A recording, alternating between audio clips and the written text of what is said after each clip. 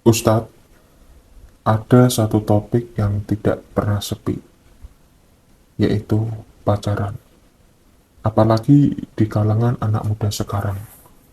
Konsepnya sudah sangat berubah. Betul sekali, Faris. Di era saya dulu, pacaran mungkin eh, sekedar kirim surat atau teleponan. Sekarang, dengan mudahnya akses dan tuntutan sosial, batas-batasnya jadi sangat kabur. Secara agama, kita jelas melarang halwat atau berduaan dan mendekati zina. Namun, bagaimana Anda melihat fenomena ini dari sisi psikologis? Dari sisi psikologis, pacaran, terutama di usia remaja, adalah cara mereka bereksperimen dengan keintiman dan mencari validasi diri. Wah, jadi ikut batuk aku. Masalah utamanya adalah seringnya terjadi ketergantungan emosional atau bisa disebut codependency yang tidak sehat. Hubungan itu jadi ajang mencari harga diri, bukan berbagi harga diri.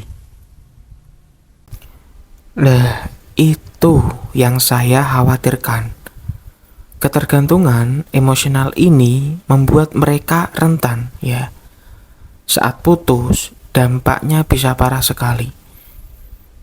Kami sering melihat jamaah muda yang mengalami depresi karena patah hati, bahkan sampai melupakan ibadah. Tepat, ketika hubungan itu gagal, yang rusak bukan hanya hati, tapi juga konsep diri mereka. Mereka merasa gagal total. Kami menyebutnya rejection sensitive dysphoria, reaksi emosional yang ekstrim terhadap penolakan.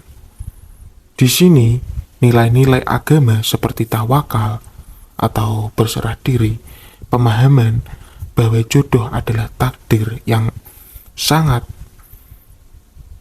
bisa menjadi jangkar psikologis yang kuat.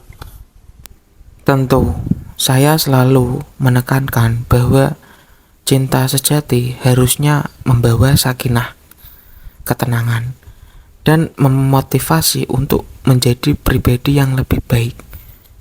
Jika pacaran itu justru membawa kecemasan, rasa berdosa, dan menjauhkan dari tanggung jawab seperti kuliah atau ibadah atau kerja bahkan, maka itu bukan cinta, melainkan nafsu yang dibungkus ilusi romantis.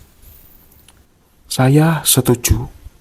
Dari sudut pandang saya, yang dibutuhkan remaja saat ini adalah pemahaman tentang healthy relationship boundary, batas-batas hubungan yang sehat, baik secara fisik maupun emosional. Mereka perlu tahu bahwa keintiman emosional yang terlalu cepat justru menghambat perkembangan identitas personal. Dan agama memberikan batas yang sangat tegas sebagai upaya pencegahan. Konsep ghadul basar, menjaga pandangan, itu adalah bentuk pengendalian diri yang fundamental, yang secara psikologis membantu mereka menurunkan fokus pada nafsu sesaat. Solusi agama yang kami tawarkan adalah ta'aruf, perkenalan dalam rangka menikah, yang terstruktur dan didampingi oleh wali. Ta'aruf yang sehat, yang fokus pada komunikasi dan nilai-nilai, bisa menjadi alternatif psikologis yang lebih baik. Itu mengurangi drama dan roller coaster emosional yang biasa terjadi dalam pacaran yang tidak jelas tujuannya. Jadi kita sepakat bahwa baik secara agama maupun psikologis, hubungan yang tidak jelas tujuan dan batasannya cenderung merusak kesehatan mental pelakunya. Benar sekali, Faris. Kita harus bisa menyajikan nilai-nilai ini kepada generasi muda, tidak hanya sebagai larangan, tapi sebagai jalan menuju ketenangan dan kebahagiaan jangka panjang. Setuju, Ustadz. Tujuan kita sama, membantu mereka membuat pilihan hubungan yang sehat, matang, dan bermakna. Alhamdulillah, pembahasan yang selalu relevan. Kopinya sudah dingin, Faris. Bisa diminum.